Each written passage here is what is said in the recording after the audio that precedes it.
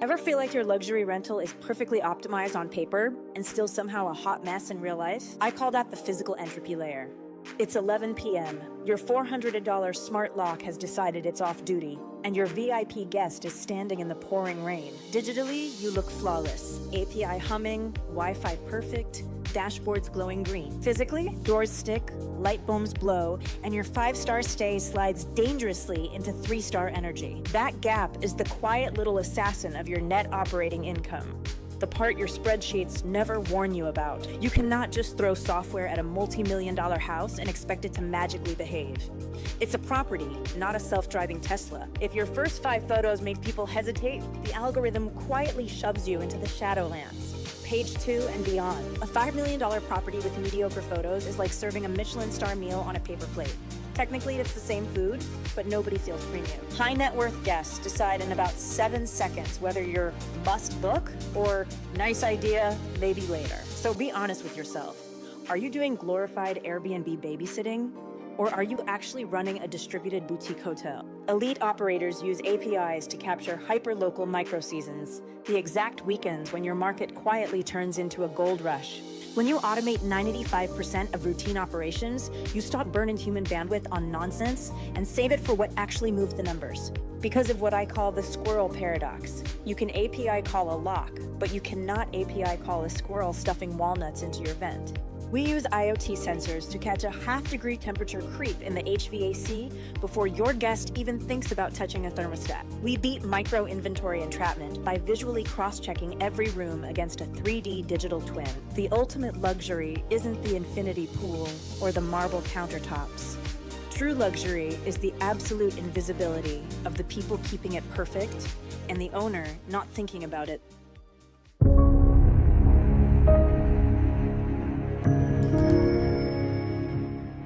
You know, I want to ask you a question right out of the gate here. All right, shoot. Have you ever experienced what industry insiders call the physical entropy layer? Oh, wow. Yeah, the entropy layer. Right. Like, picture this. It is 11 p.m. on a Tuesday. You are fast asleep, and suddenly your phone rings. Never a good sign. Never. It's a very angry guest. And they are standing in the pouring rain outside your multi-million-dollar property because the $400 smart lock won't open. Oh, I've heard this exact nightmare so many times. Yeah, and the crazy part is the API says it's unlocked, right? The Wi-Fi is perfectly stable, the battery is at 90%.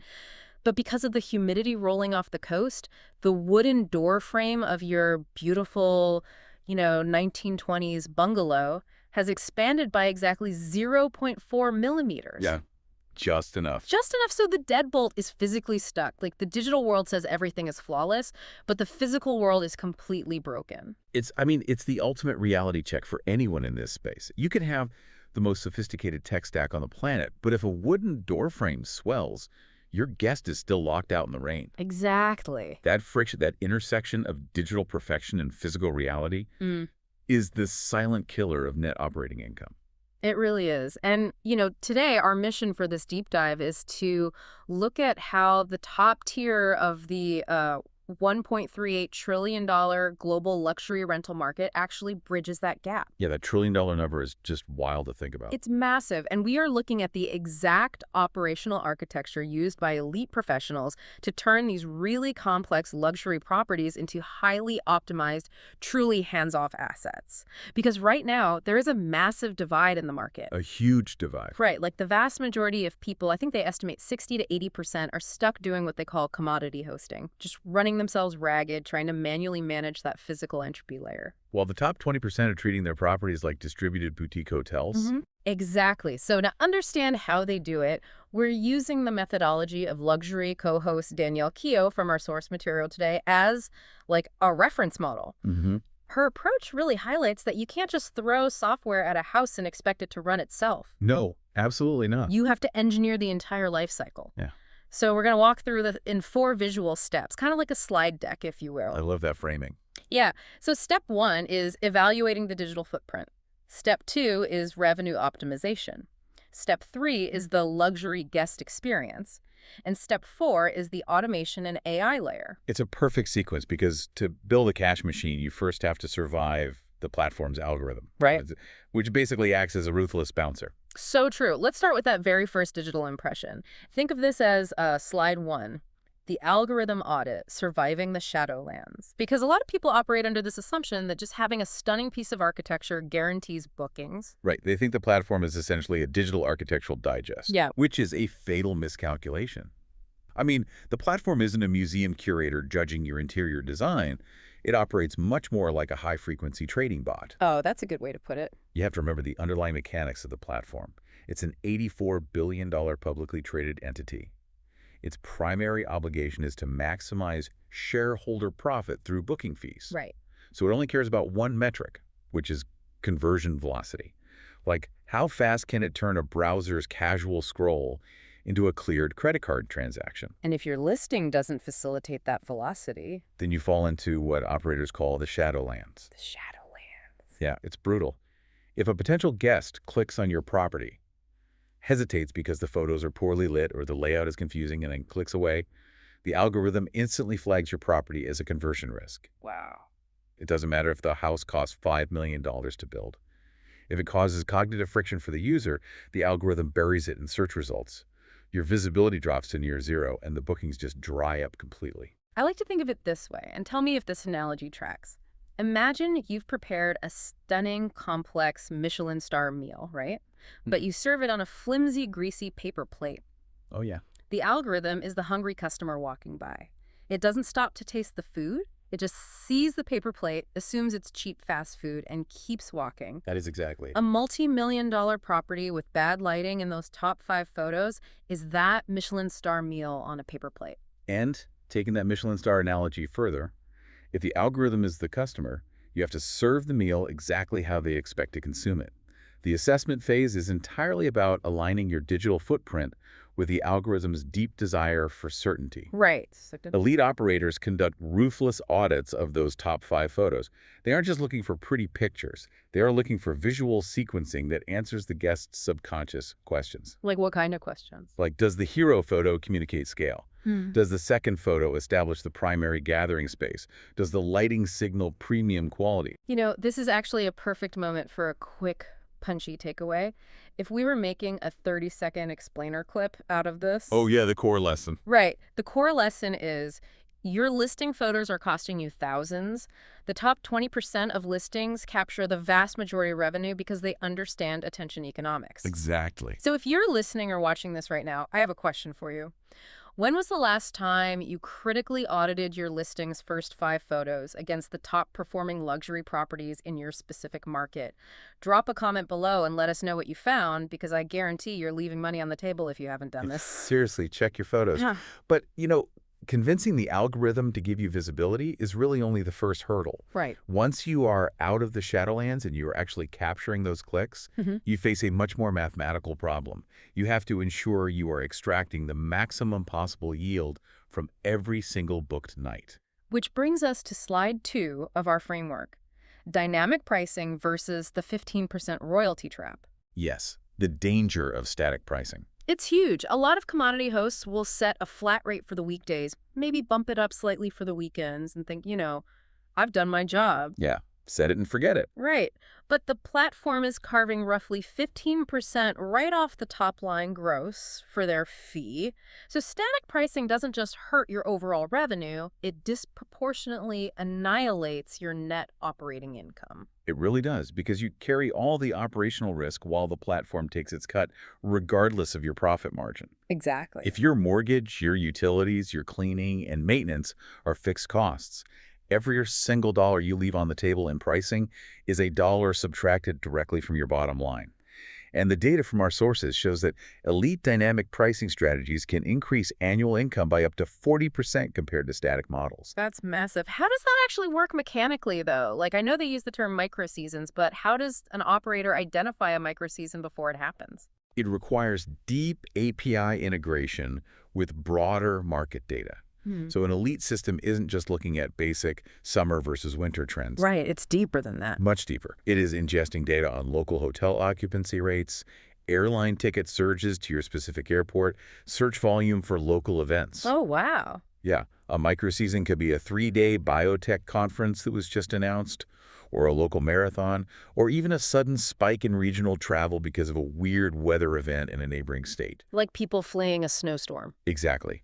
The pricing algorithm identifies these micro-demand windows and aggressively spikes your nightly rate to capture that premium. Okay, let me push back on that for a second, though. Sure. If we are relying on these APIs and dynamic algorithms to automatically adjust prices based on demand, what happens during the dead of winter? Doesn't the algorithm automatically slash our rates to the floor just to capture whatever bookings it can? It wants to, yeah. And if it does, don't we risk attracting bargain hunters? Like the exact kind of guests who might throw a party and cause $20,000 in damage to a luxury property. That is the exact trap that catches amateur hosts who just plug in a basic software tool and walk away. Okay. And it highlights the critical difference between being a passive software user and being an active asset manager. Elite revenue optimization requires the human operator to establish incredibly strict rate floors. Rate floors? Yeah, a rate floor is the absolute minimum dollar amount you're willing to accept, regardless of what the software suggests. Because the math of wear and tear changes at the luxury level, right? Entirely. Operating a premium property at 60% occupancy while earning $1,000 a night is infinitely better than dropping your rates to $200 a night just to hit 80% occupancy. Right, you're doing more work for less money. Yeah. And more damage. Dropping your rates that low to chase bookings completely devalues your luxury brand equity. It dramatically increases the physical wear and tear on the home, and it just invites immense operational risk. You have to be willing to let the house sit empty if the market won't meet your floor. Man, this is another perfect 60-second mini segment right here. The focus is why fully booked can actually mean you are underpaid. Oh, absolutely. Relying on basic smart pricing tools quietly caps your revenue. Commodity hosts set a flat weekend rate, but elite operators capitalize on micro-seasons to boost income by 40% while protecting the asset. So, audience question for you guys. Are you still using set-it-and-forget-it static pricing? Let us know in the comments how much you think you might be leaving on the table. I bet it's more than they think. But here is where the rubber really meets the road. Okay. Convincing the algorithm to let you charge $1,000 or $2,000 a night creates an entirely new problem, which is guest expectations. Oh, for sure. How do you actually justify that premium price tag when the guest physically walks through the door? Because at that price point, fast Wi-Fi and a clean bathroom aren't perks. They are the absolute bare minimum baseline. Which brings us into step 3, in-home concierge and the economics of luxury. Because we've all seen the standard commodity hosting approach, right? You walk in and there's a dusty laminated binder on the kitchen counter. Oh, the dreaded binder. Right, with the Wi-Fi password and like a printed list of local restaurants. Yeah. But at the luxury tier, that completely fails. You have to move toward true in-home concierge services. You really have to engineer the experience before the guest even boards their flight. Think about the psychology of group travel. A family of 8 arrives at your property after a 5-hour flight. They are exhausted, the kids are hungry, and the immediate reality is the day one scramble. Oh, the worst. Who's driving to the grocery store? Right. Who's figuring out the rental car? Who is cooking? Elite co-hosts eliminate that friction entirely through pre-arrival grocery stocking. The guest walks in, the fridge is fully stocked with their specific preferences, and the vacation begins at minute 1. And let's look at the mechanics of the private chef, because the math on this from the source is fascinating. It really is. From the outside, offering to coordinate a private chef sounds like an absurd, over-the-top amenity that only billionaires would use. But break down the actual economics. A $300 private chef dinner split among a group of 8 guests is only $37.50 a person. Which is significantly cheaper than a mid-tier restaurant. Exactly. And think about the logistical nightmare you are avoiding. Trying to organize Ubers for 8 people, waiting an hour for a table at a crowded tourist trap, dealing with split checks. The private chef is actually a massive friction reducer that guests absolutely love, and it serves as a high-margin upsell for the management team. It solves all that pre-trip coordination chaos. Definitely. This is another great clippable moment. The economics of the $1,500 private chef. It reduces group travel friction while unlocking a massive new revenue stream.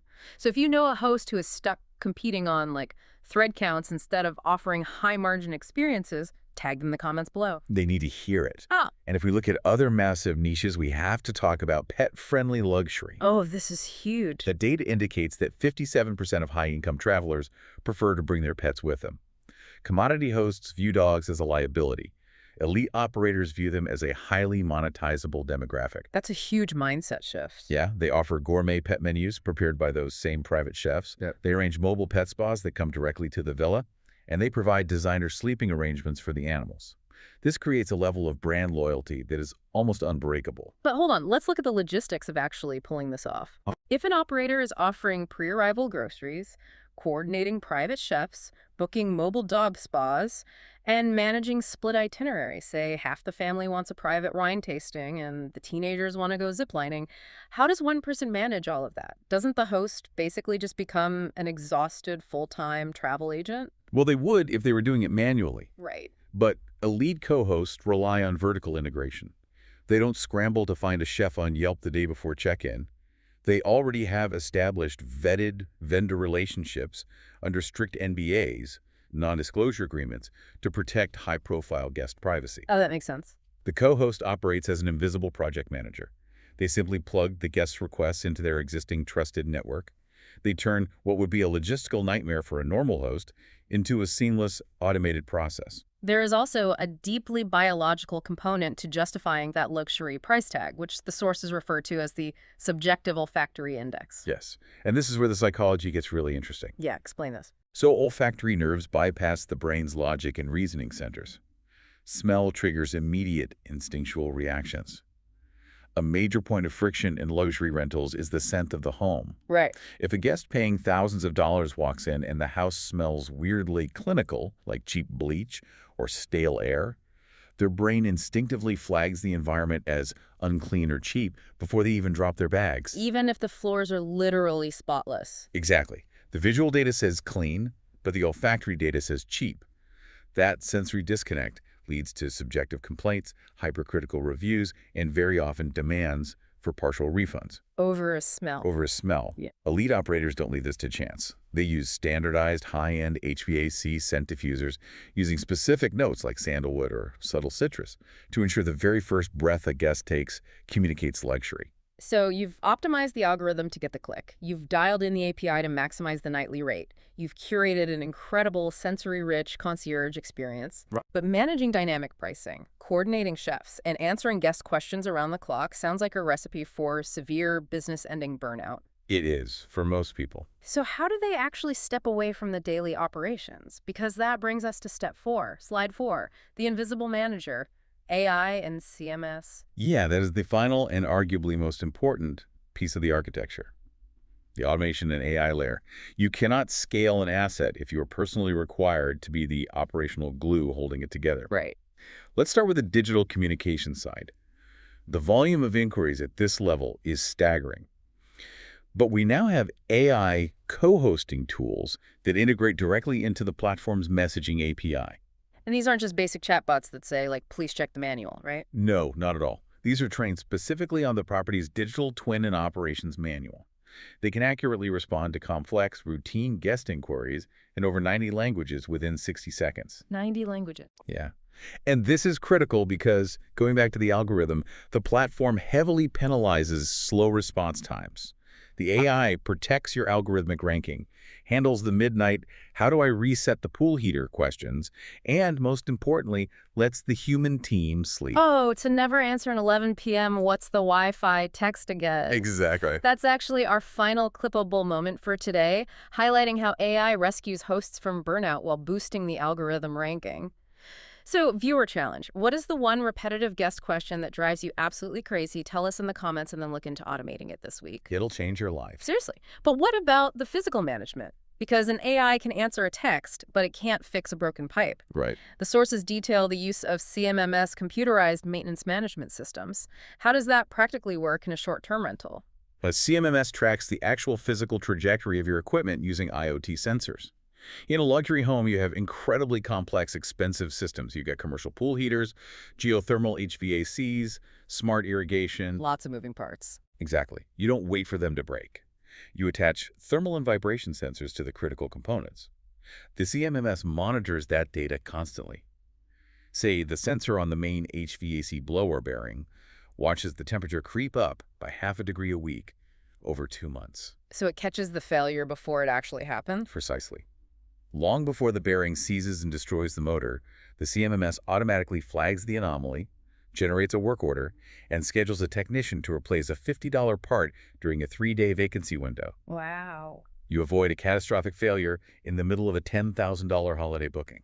That is incredible. And the operations teams also use 3D Matterport scans to fight what is called micro-inventory entrapment. Yes. Which sounds very sci-fi, but the reality of it is intensely practical. Right? Extremely practical. Picture a massive 6-bedroom villa. The cleaning team has exactly 4 hours to turn it over between guests. Okay. A previous guest moved a $300 designer floor lamp from the study to a secondary bedroom. The cleaner, rushing to finish the laundry, doesn't notice. The next guest arrives, specifically wanted that study for a video call, realizes the lamp is missing, and complains. Micro-inventory entrapment. You lose hours of your life trying to track down a lamp. Right, so elite teams equip their cleaners with iPads containing a 3D digital twin of the property. They use visual cross-referencing to verify the exact position of every high-value asset, down to the espresso spoons. It eliminates all ambiguity from the turnover process. But, you know, as brilliant as all this technology is, the AI, the IoT sensors, the 3D scans, it still has limits in the physical world. Of course. Which brings us all the way back to our opening hook, and honestly, my absolute favorite concept from the sources, the squirrel paradox. Ah, yes, the great equalizer. Yes. You have your smart thermostat connected via API to your beautiful cloud dashboard. The software says the AC is on, the icon is green, it tells you the house is cooling perfectly. But outside, in the real world, a squirrel has decided to shove 400 walnuts into the external exhaust vent. Classic. You can't API call a squirrel. Software cannot fix physical reality. At some point, you need a human being with a ladder and a shop vac. And that scenario perfectly illustrates the entire philosophy of this operational architecture. Yeah. Why do elite operators use AI to handle 95% of routine communications? Why do they use sensors for predictive maintenance and algorithms for dynamic pricing? To replace people? No. It isn't to eliminate human workers. It is to preserve human bandwidth. So that when the 5% analog friction happens, like the squirrel or the swollen door frame we talked about earlier, the human team actually has the energy, the focus, and the local presence to deal with it calmly and immediately without feeling totally overwhelmed. If we pull all of this together, we are really talking about a fundamental shift in identity. Yeah. Moving from commodity hosting to true asset governance. Yes. It's not just about welcoming guests. It's about protecting and optimizing a high-value financial instrument. You stop being a tired, reactive landlord, and you become an investor with a highly optimized, resilient portfolio. I mean, you audit the algorithm footprint to escape the Shadowlands. You leverage dynamic API pricing and strict rate floors to protect your net operating income. Right. You engineer a concierge-level sensory experience that justifies the premium, and you layer AI and IoT sensors to prevent operational bottlenecks. That is how an owner truly steps away from the daily grind while simultaneously increasing their net revenue. It is a masterclass in leverage. And, you know, it makes you wonder where this goes next. Oh, the future of this is wild. Right. Because we've seen how AI can automate 90 languages of communication and how thermal sensors can predict when an HVAC system will fail before the guest ever notices. But as local laws and municipal codes regarding short-term rentals become increasingly strict all over the world. Yeah, regulation is the next big hurdle. Exactly. So imagine a future where these AI layers don't just predict physical maintenance.